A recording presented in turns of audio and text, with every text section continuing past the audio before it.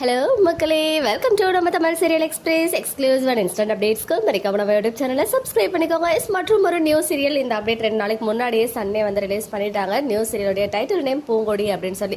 இந்த சீரியல் பார்த்தீங்கன்னா last year ஜூலைலேயே பூஜையெல்லாம் போட்டு நமக்கு வந்து நிறைய பிக்சர்ஸ்லாம் ஷேர் ஆச்சு.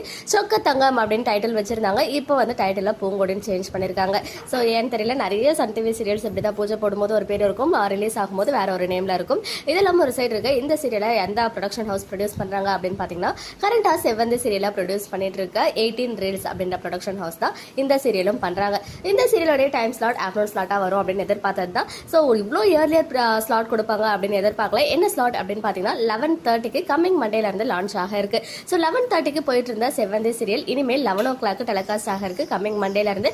அண்ட் ஆல்ரெடி அப்டேட் பண்ணியிருந்தேன், 11 o'clock போயிட்டு இருக்க மலர் சீரியலோடைய கிளைமாக்ஸ் ஷூட் ஓவர் ஆகிடுச்சு. அந்த சீரியலோட கிளைமாக்ஸ் கம்மிங் சாட்டர்டே வந்து டெலிகாஸ்ட் ஆக இருக்கு. ஸோ 11:30 தான் சேஞ்சஸ் பண்ணியிருக்காங்களே தவிர்த்து மற்ற எந்த ஒரு சீரியலையும் இப்போதைக்கு கை வைக்கல.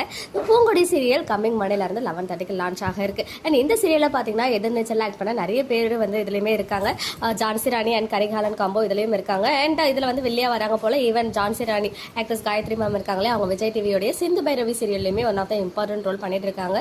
So back to back 2 serials எதிர்நீச்சல்ல இருக்காங்களா அப்படின்ற விஷயம் இப்போ வரைக்கும் நமக்கு தெரியல. பட் கண்டிப்பா இருப்பாங்க. இன் ஃபியூச்சர்ல வரதுக்கு ஹைலி சான்சஸ் இருக்கு. அவங்க இல்லாம ஹீரோவா ஆக்டர் பாண்டி கமல் பூவா தலையாக்கு அப்புறம் ஒன் செகண்ட் வந்து மெயின் லீடா பண்ண போறாங்க.